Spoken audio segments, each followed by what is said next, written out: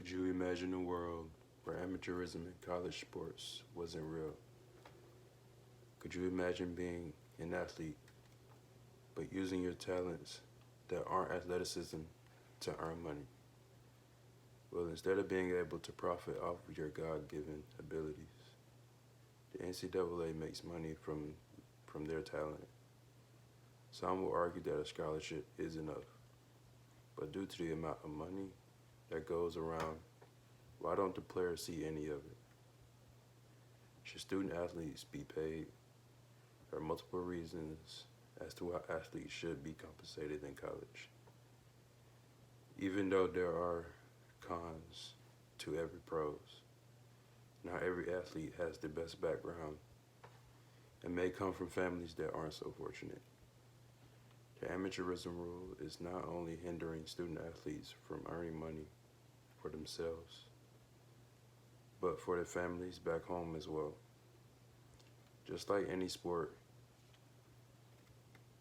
or hobby that you want to master, time must be invested into whatever it may be you're pursuing.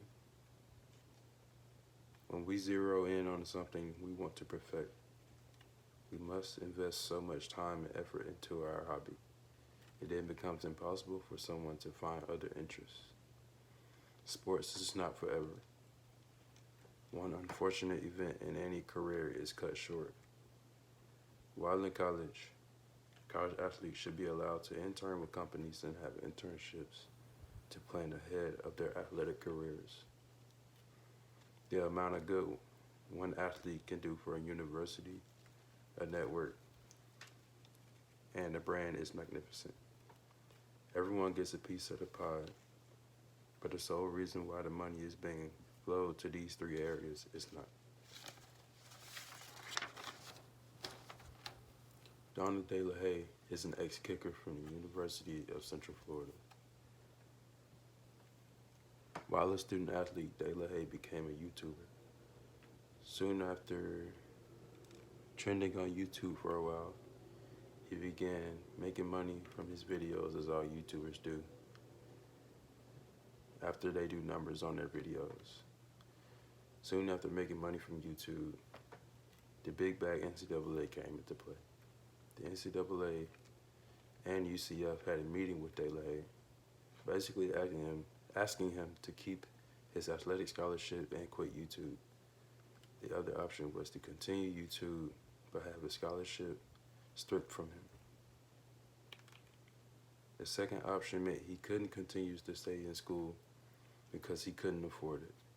De La Haye mentioned in the video that all of the money he made in college was sent to his family back home in Central Florida. In Darren Hyder's article, NCAA fails kicker Donald De La Haye and all student athletes, De La Haye stated, "The NCAA is very controlling and it seems like they care more about their money and how much they profit off their student athletes." Darius Baisley was one of the top prospects coming out of high school in 2018. Baisley was committed to Syracuse University. He then decommitted and planned to play in an NBA's G League, a developmental league for high school athletes. Rich Paul, an NBA agent, decided that Baisley would forego college and would get an internship job at Puma for $1 million. And later on, according to USA Today, signed a 5-year endorsement contract. The NCAA would not have allowed this internship because he is earning money, which is against the rules. Who knows what this internship and endorsement deal means for Baisley in the future. If the amateurism rule was lifted, we could and would have more stories like this one, where anyone from any school, no matter high school or college, could take internships and find careers. In 2018, the most polarizing prospect out of high school since LeBron James entered college. He goes by the name of Zion Williamson. In an article by David Berry on fansite.com, he says, Duke standout Zion Williamson would have made over $5 million. Because of Williamson's presence on the team itself, Barry calculated that Duke's men's basketball program made over $36.4 million in revenue in 2018. He later says that if the Duke players were on the minimum wage and paid according to wins, Williamson would have been worth $5.15 million. And this huge part of the network associated with the ACC made money. Duke's brand, Nike, made money, and their university themselves made money. But the cash cow, the sole reason for the money generated, didn't. Athletes should be paid because the pros outweigh the cons. It allows kids to support their families. It allows kids to find another lane besides their sports.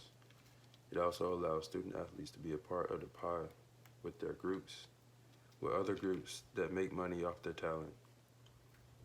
If you were a student athlete, what would you do? Would you want to be paid for what you do?